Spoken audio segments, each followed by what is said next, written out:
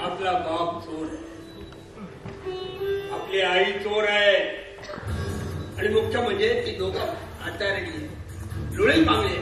अरे देवाची पुत्र्याप्रमाणे आपल्या दाराजवळ आली आहे. जेव्हा त्यांच्या तोंडावर हे गलिच्छपणाचं शेण फेकलं तर ते आपल्याला काय वाकडं करणार नाही. सरकार नाही, या दिनदौडीच्या कटोट्याला न्यायासनापासून याच्या समोर दिशा पकडायची नाही, निरपराध ठरण्याची देखील माझी तयारी नाही.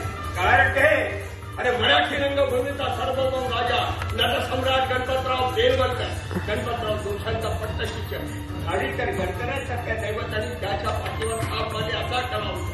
लक्षावधी रसिकांच्या आशीर्वादामुळे इंद्रापेक्षा भाग्यवान आणि कुबेरापेक्षा श्रीमंत झालेला रंगज्योतीचा हा पुजारी, त्याची तू अशी विटंबना करते का?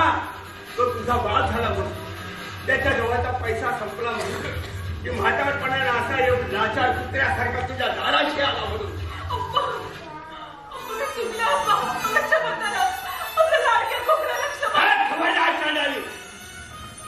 या शब्दांचा उच्चार सुद्धा करू नको. माझं लाडका कोकरू होत कुकरासाठी दिसणारी माझी मुलगी होती, सशासारखा दिसणारा मुलगा होता माझा. पण खरे म्हणजे ते माझे कोणी नव्हते. आभाळ पाठीवर घेणारे हत्ती रूपात ते सुद्धा सांगतील हो, त्या जगात कुणी पुढाचं नसतं.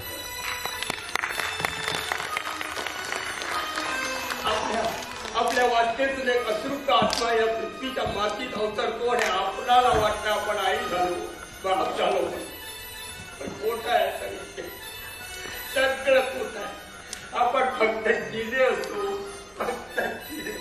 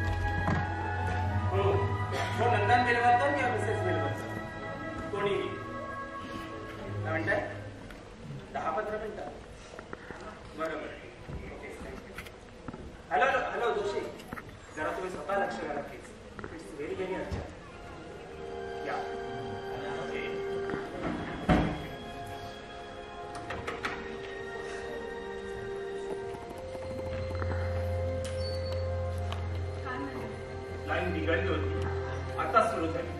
10-15 मिनिटात मिळेल मला. जरुरीच्या वेळी यांच्या लाईनी नेहमीच बिघडलेल्या असतात. तुम्ही जरा पुन्हा पोलीस स्टेशनला फोन करून पाहता का?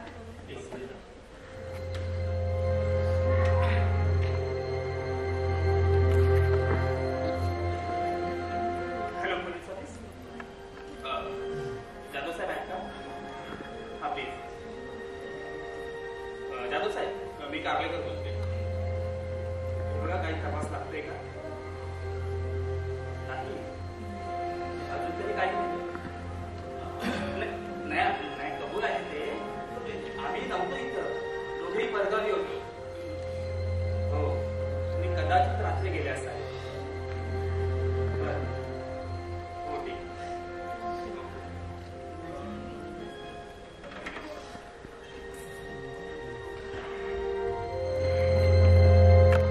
जवळपासच्या सगळ्या स्टेशनला एसटी स्टँडवरही चौकशी केली, परंतु चहूबाजून रिपोर्ट यायला अजून बराच अवकाश लागेल असं म्हणता येते.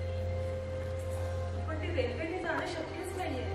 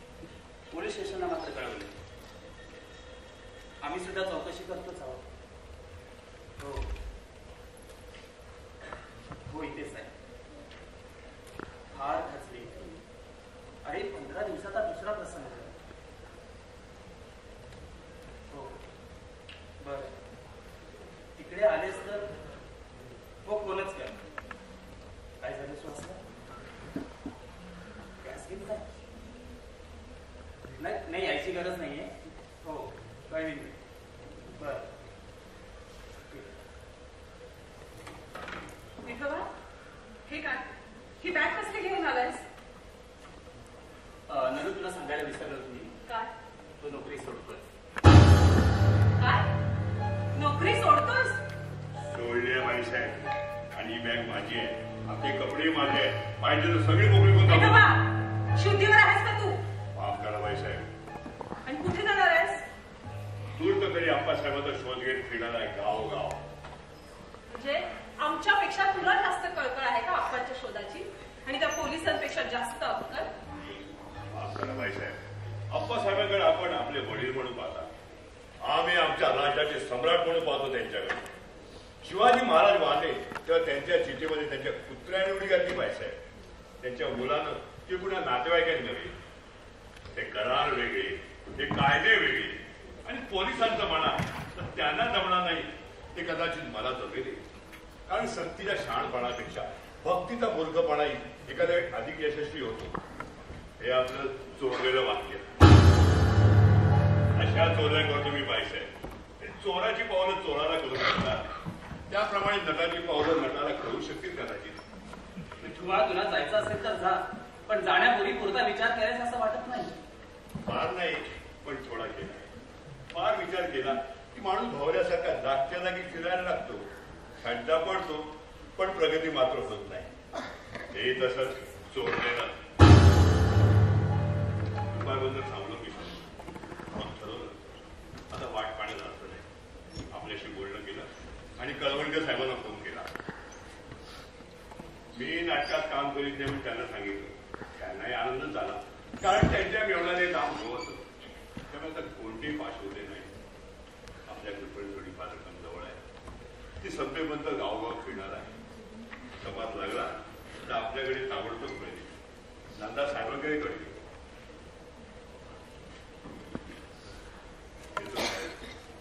बाईसाहेब, आपण सांभाळून घेतलं. आभारी. नमस्कार.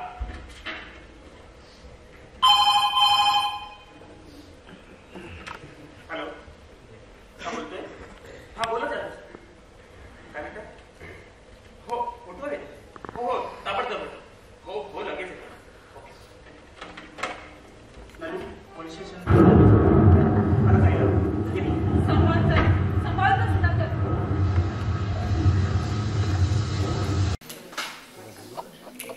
शुद्ध तुझ गोष्ट आहे पृथ्वी मोलाची, पृथ्वी मोलाची. तू चाल पुढं तुला रगड्या भीती कशाची, परवा विकुलाची. पण शुद्ध तुझ गोष्ट आहे पृथ्वी मोलाची, पृथ्वी मोलाची. तू चाल पुढं तुला रगड्या भीती कशाची, परवा विकुलाची. अरे बाबा, अरे त्या बाबांनी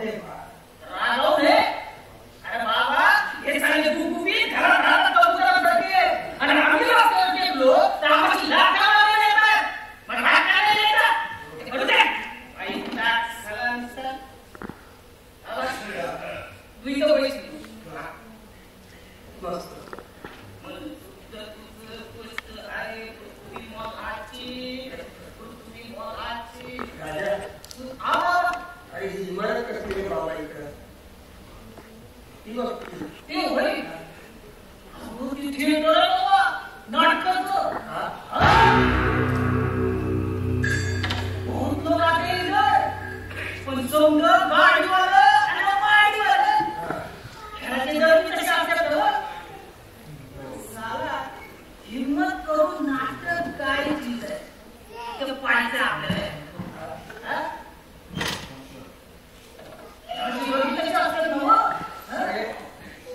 कोणता खेळ लागलाय तिकडे बघते जरा ही काय मोठी पार्टी लागली तिकडे अरे वाच की आलं कुठं दिसतंय आता.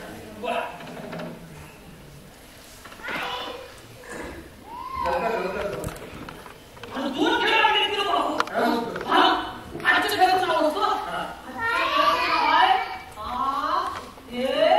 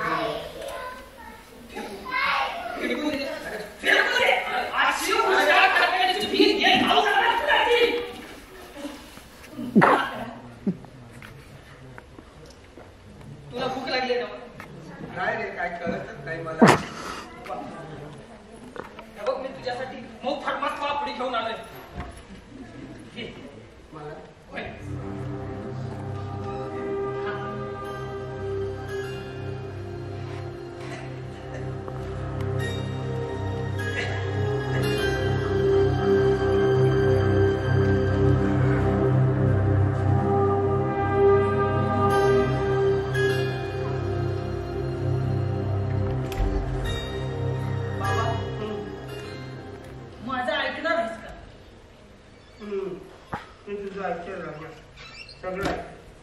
तू सगळं ऐकेल. राजा बस झालं. असं कधी कोणी प्रेमाने आपल्याला हाकच मारली नाही आजपर्यंत. ठरलं बाबा, आजपासून मी तुला माझ्या घरला घेऊन जाणार. हा तुला घर आहे राजा? घर? अरे घर म्हणजे बॉम्बेवाल्याचा खास आत्मान मार. हा तो तिकडे रेल्वेचा पूल दिसतोय ना, त्याच्या कमानी खाली. हा जागा आरामशीर आहे बाबा. 5-25 लोक राहत एका कमानी, पण सगळे मानतात आपल्याला. आपण बी सगळ्यांचे 5,000 रुपये खर्च करतोय. कुणाचं चहा पाणी, कुणाची हातपट्टी, कुणाची पावरोटी. बाबा एक म्हातारी खाटीन सुद्धा आहे आपल्या आत्मान मालात. तीच आपल्याला रोज गरमागरम भाकरी करून देते, एकदम फरमास. आजच्याला पाचीलच की पण आपण तिचा भाकरीचा पैका बी देतो आणि तिचा दवा पाणी बी करतो. पैसा काय जाळायचा आहे वय. तिथं रस्त्यावरच्या रांडा बी कमी. किती चांगलं आहे. तुला आई वडील नाही का रे? अरे बाबा, तुला तुझ्या पोराने टाकलं आणि मला माझ्या आई बापाने टाकलं. टाकलं बंद केली वाटतं. माझ्या समोर ठेवले. माझं माटलिकाचे चामडी सोडून काढतो रे. अरे बाबा, आता आपण सेपरेट झालो. आता मागचा रस्ता सुटला. आता पुढच्या रस्त्याचा विचार. सेपरेट होणं माणसाला जमलं पाहिजे. तुमच्या शाळेत सुद्धा लोकांचं हेच चुकतंय बाबा. तुम्ही समजे आई बाप बहीण भाऊ काका मामा समजे एकमेकाच्या तगड्या घालता आणि भोरं पडायची खटपट करता. सगळेच आदरता आणि सगळेच मोबदता. ह्या गुत्त्यात तू सापडलाय म्हणूनच तुझं डोसकं भडकलंय नव. अरे बाबा, देव माणसाला दुनियेत पाठवतो. तो अमक्याचा बाप आणि तमक्याचा पोरगा अशा चिठ्ठ्या लावून पाठवत नाही. काळजाच्या वाट्याला येतील तेच खरे, बाकी सात झोट. म्हणू दे बाबा, तुला आता बरं वाटतंय ना? एकदम बरं वाटतं. अरे तळगारातून भात राजा. हे सगळे दिले का वाढवले? अरे मला काय दिसत. अरे बाबा, नाटक संपलं म्हणून दिवे घालवले. असं होय. चल आता आपल्याला घरला जायला हवं. काळजाचा करार आहे आता आपला. कुठं बी वेळा वाकडा जायचं नाही. काळ सोडून बोलायचं बी नाही. आरामानं वस्तीवर राहायचं आणि मोठ्या हाताने वस्तीचा कारभार सांभाळायचा. कबूल? कबूल. चल चल चल.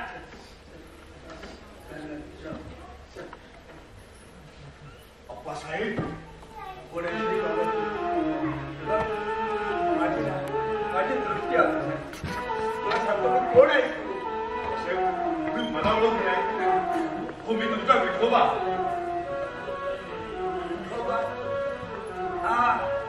हा म्हणजे हॅमलेटच्या बापाचा भूत. माणसाला ओळखतोस होय? अरे हा माणूसच आहे. हा माणूस आहे. भूताचं काम करतो पण हा माणूस आहे. काही माणसं भूतांसारखी वागतात.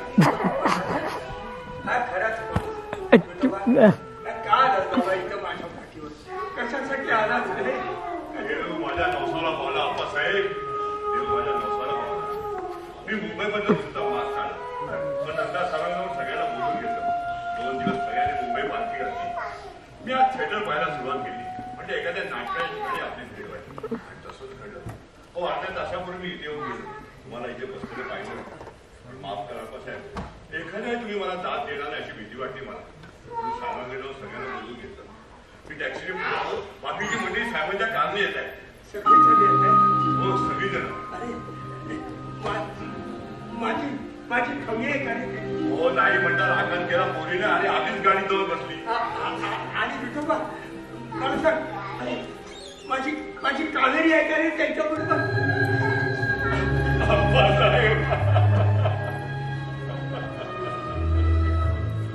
विठोबा, अरे तू रडतो आहे.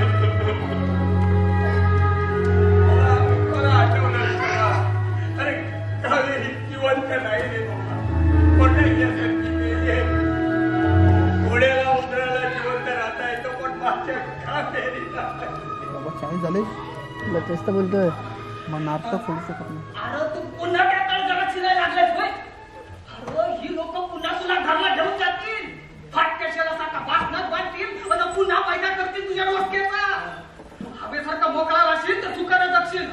नाही नाही तू आता कुठं बी जायचं नाही. नाही तू पैसे तर हा तू पैसे तर मी कुठे जाणार नाही तेव्हा मी आता कुठे जाणार. आता पण आवडतो नाही तर भेटू नाही तर कोण घेऊन जातात ते. ठाणे बाबांची ठाणे कुठले बोलतो 11 बाबा ठाणे ना मग तिकडे नाही जायचं तिकडे नाही जायचं तिथे कुठं जातो मरतो तिथे. मग तुम्ही मला मगापासून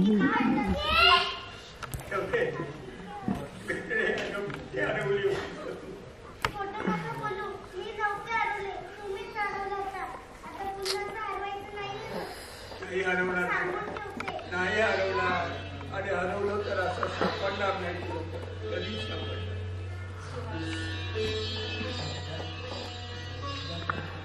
आपल्या आईकडे कचऱ्याच्या पुंडीसारखा झाला. 10 दिवस तरी अंग घातून बसावं लागेल. चल बाबा उशीर होत राहा आपल्याला. निघा हवं. नाही नाही अप्पा, तुम्ही आता कुठेच जायचं नाही. तुम्ही आता आमच्या बरोबर येणार आहात. होय अप्पा, तुम्ही क्षमा करायला हवी आम्हाला. अहो तुम्ही कुठेही राहा, नलुकडे राहा, माझ्याकडे राहा, यापुढे तुम्हाला कसलाही त्रास होणार नाही अप्पा. साहेब, या माणसाला मी माझ्या घरला घेऊन जाणार आहे. तुम्ही सोडला, आता मला सापडलाय त्यो. आता तुमच्या दुनियेचा राहिलेला नाही त्यो. आता पुन्हा त्याला कोण कशाचा घेऊन जात ते बघतोच ना. चल बाबा.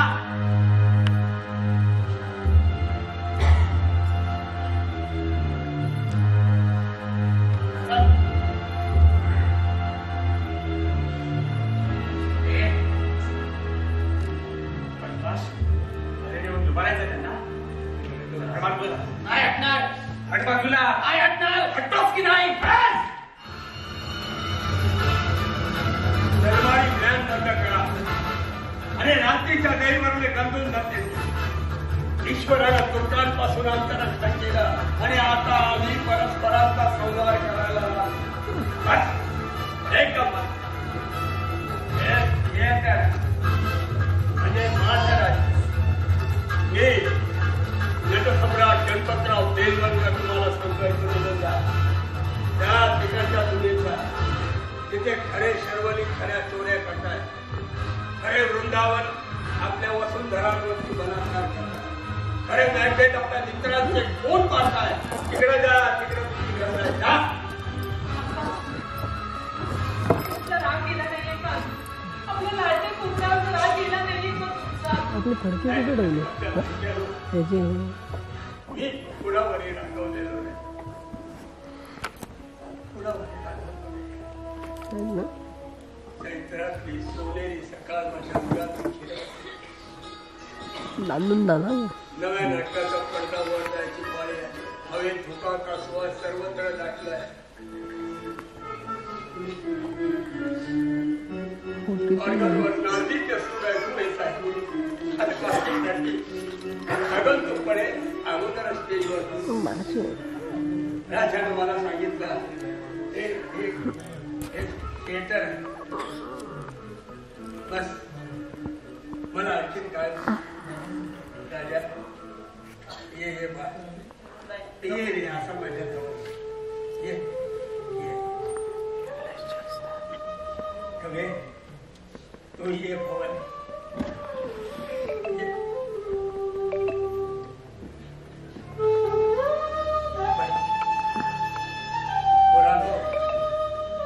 नटाजवळ शिल्लक राहता फक्त नाटक. कर्णानं मरताना आपला सोन्याचा दात काढून दिला. अरे मी नाटकाशिवाय दुसरं काय देणार नाही. आप्पा मुंबई आहे. हो 4 लोक जमली ना तर अब्रू होईल आपली. आप्पा मी पाया पडतो तुम्हाला.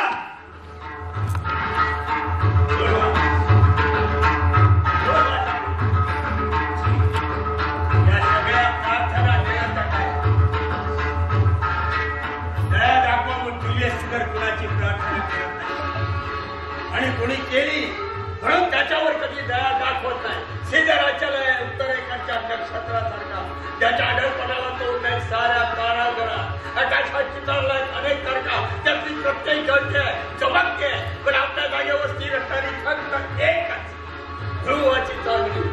सगळीच माणसांच्या दुनियेमध्ये असा एक माणूस मला माहित आहे जो आपल्या जागेवरती स्थिर आहे आणि तो मी आहे तो ज्युलियस सीझर.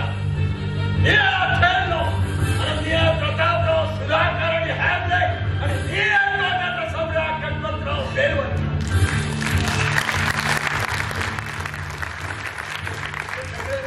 माझ्या हृदयाच्या शाब्याला देऊन टाकत झालं आणि महापुरुषांची खास मारे करायच्या कटात तो पाहतो मारे करीत होता.